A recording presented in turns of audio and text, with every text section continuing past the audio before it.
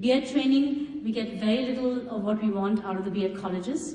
Providing teachers whom we really have to train on the job. And I'd say hire for attitude, don't hire for skill. And you can hire a teacher, of course we're required to hire B.Ed teachers, but whatever the reasons, Fordham Foundation in the US has found that B.Ed teachers don't always teach better. Sometimes the subject teacher who's been trained in mathematics and might teach mathematics better, and that is interesting research. But nevertheless, despite the requirements, and of course there's shortage of teachers, then where do you get the choices? There's just a sad scene out there, but we have to train teachers on the job. We have to value what they can bring and accept that we can, over time, really engage them in these higher order thinking skills and bring children into a new process. And you will see from day one, you'll start seeing impact the moment you open the window, like Riot International did, and I'm sure some of the schools are here who have done this. I think Tulsi Public School here is also from Bala. Please raise your hands. Okay, there we are. They've also done some great things in their school. And Kirti, is she here by any chance? No, Kirti hasn't come. Okay, they've done amazing things in their school. Lots of schools are engaging these processes and seeing the difference. And that's why, they're also good learners. A sign of a good learner, like all of you, are people who are looking for change, making change, who are moving agendas. People who are very satisfied, they're in their homes, no doubt. Okay. Then we look at materials. Can we change the materials? We go through this mundane cycle every year of selecting books. It's a mind-boggling exercise. Some of them say, oh, CMS, enough is enough. We'll keep the same books. Okay, 1 or 2 little changes here and there. A lot of schools do that because it's impractical every year to change books. Right? It's so difficult. But what do we get at the end? Same publishers doing their best they can, coming out with something, better. I'm sure they mean well. But if we teachers took and principals took charge of that process, we could say, hey, we want this kind of product. How come there's not enough material out there on thematic teaching? Just as Riot is doing. They have to make their own materials. Why can't Riot type with half a dozen of you and tell a publisher, I'm sure they'll be willing, say we need materials like XYZ, and they prepare it for you. They will do it. They just need 3,000 print run or 5,000 print run. So they can do what you want, but you have to be deciding what you want first. And so materials can be they play an important role because teachers swear by them. They open the book and say, okay, chapter 5 today. So we have to kind of pay homage to that thought. Teaching methods, many countries have done without books, and then teachers have to be much, much better at inquiry bases and discovery learning processes, interactive hands-on, teaching and such things, which our teachers are clearly not at that point just yet. Classroom structures and policies, why do we have certain class sizes? I don't think class size has a big bearing on results, by the way, because we teach to the crowd. Like if this was 10 people and I gave a lecture, and if it was 1,000 people and I gave a lecture, I don't think it'll make big difference how you perform when I gave you a test at the end. So results obviously at the macro level show no bearing of class size on results. Even our Nobel laureate, he got an award for this particular finding, Amartya Sen. So, but we feel, okay, we can give more attention. But more attention might mean, and this is something we have to really be careful of, more attention might mean more teacher direction. And we want less teacher direction in class. We want more children working with their own resources, coming up with their own discoveries. So reducing class size can have positive, but may also have many undesirable effects. We might continue with the 40 children per class on grounds that it is economically more viable for a school to be able to run a school like that. They'll have to charge much more to reduce the class size. So it is practical. Many countries have seen many more successes for children, but with larger class sizes. So you have to think of the methodology. How do we impart? What do we impart?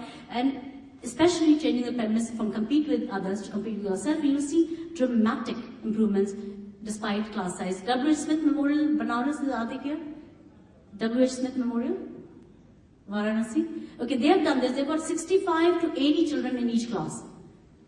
It's absolutely fascinating, and you should see the remarks of the parents. My child gets individual attention, they say. How? Ask Anita Day, the principal. It's amazing. Okay, you can do a lot about classroom structures. You can also have multi-age classes. Sometime during the tunnel of learning and in their weekly, monthly programming, there should be time for multi-age activity. We don't want children to become pointy-headed individuals. You don't talk to each other because so-and-so is a year older or a year younger than you. Then why the children compete at the age level? This is nonsensical, especially because you see the language skills and math skills, which are multi-year skills. You can't fix them at class 10, 11, 12 level. These are skills you have to develop over the years. At that level, children vary so very tremendously in a class. You get a huge range. In class 4, for example, you'll get children who are at class 2 level and who might be at class 5 or 6 level even in English. So such a huge range, how can a teacher call it a class?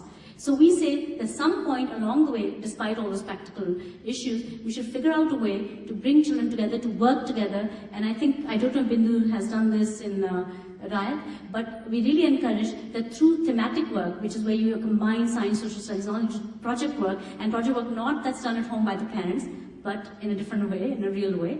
In that process, that children be combined, so you take 2 classes, say class 4 and 5, and you have half the children of class 4, half the children of class 5 merged together and go off together, and the other half go together. So teacher ratio is not going to be disturbed, and yet you're going to get children to work in mixed stages. They love it, and there's no reason why, and you see this many times in textbooks, they'll move social studies chapter from class 7 to class 8. Have you seen that? You say, why have they done this? There's no reason. Absolutely no reason to teach at one particular class level and not another. If you look at the tunnel of learning and take a 4, 5, 7, 10-year view, you have many, many projects to cover. And children will absorb at their level whatever it is you're covering, then they come up to greater understanding as they go through the years. And then finally, I think curriculum is of course very important. The idea of dividing syllabus, you can lead a lot of changes through curriculum changes, your syllabus changes. In particular, for example, if you want to boost reading, as an example, you have to put it as part of the system. You can't just have the library period because not done it. Many schools feel children are not reading enough.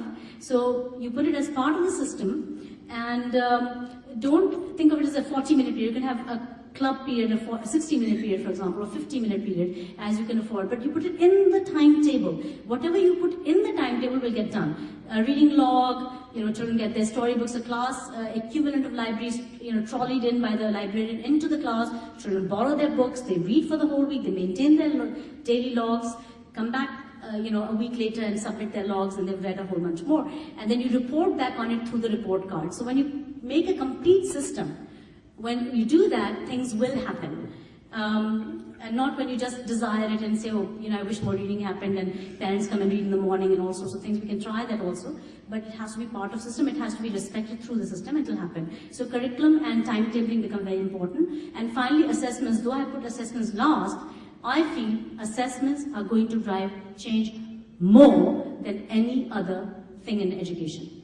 Because assessments are so badly done, they're so incorrect, you can meet the requirements of the CCE, you can meet the requirements of whatever, government wants, and there's a good laudable goals because they are broadening the equation. Absolutely fabulous to see all the different goals.